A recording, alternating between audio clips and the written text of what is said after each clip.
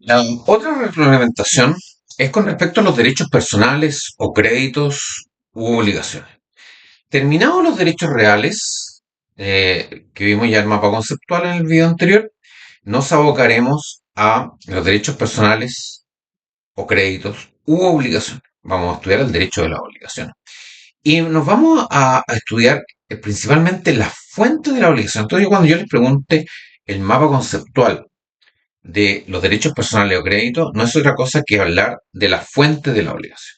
Y así vamos a ver que, como ya saben, la fuente de las obligaciones son cuáles: los contratos, los cuasi contratos,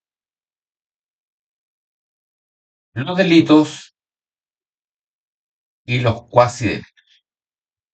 Cuasi delitos. Y así formamos nuestro mapa conceptual de los derechos personales o créditos u obligaciones. Lo importante que nos vamos a detener es en los contratos. Y los contratos vamos a ver los contratos según su clasificación, según su perfeccionamiento. Y a propósito de los contratos, vamos a hablar un poco de los contratos innominados, que también en determinadas circunstancias y cumplidos ciertos requisitos van a ser fuente de las obligaciones.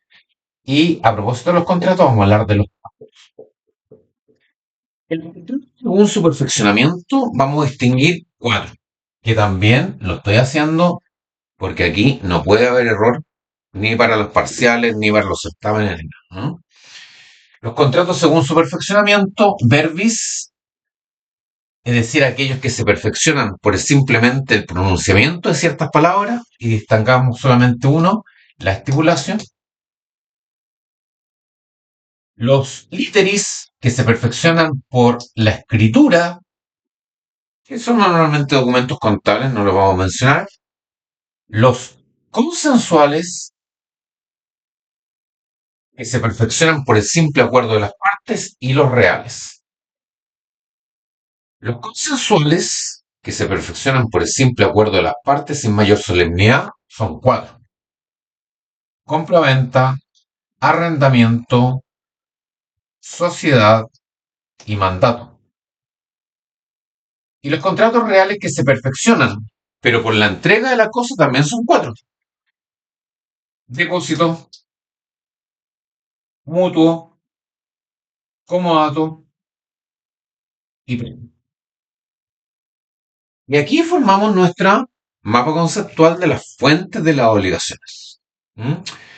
Dentro, eh, vamos a ver también, a propósito de los contratos, los cuasi contratos, que se parecen a los contratos, pero no lo son. Muchas veces dicen en muchos manuales que los cuasi contratos nacen porque no son contratos y nacen con posterioridad para incorporarlos a una suerte de ciertas figuras típicas que no son contratos, pero se parecen. Aquí en los cuasi contratos vamos a estudiar lo que es, por ejemplo, la copropiedad. La copropiedad, vamos a ver la tutela y vamos a ver otros tipos de cuasi contratos. En los delitos, vamos a ver cuatro tipos de delitos: el furtum o hurto, furtum, la rapiña, y vamos a ver el daño en cosa ajena, el daño y el daño en las personas, la Y aquí tenemos el mapa conceptual de la fuente de la obligación o derechos personales. Entonces, en un video ya tenemos el mapa conceptual de los derechos reales y el mapa conceptual de los derechos personales. ¿Por qué se lo hago? Porque muchas veces nos pesca la mecánica de las clases y no sabemos dónde estamos. Y es fundamental saberse en los mapas conceptuales. Que no es otra cosa que el contexto. Yo realmente pregunto, ¿cuál es el contexto de la prenda? Bueno, la prenda es un derecho real en cosa ajena de garantía. Bueno, ese es el contexto. Y esto hay que aprendérselo bien y lo quise recalcar aquí en video.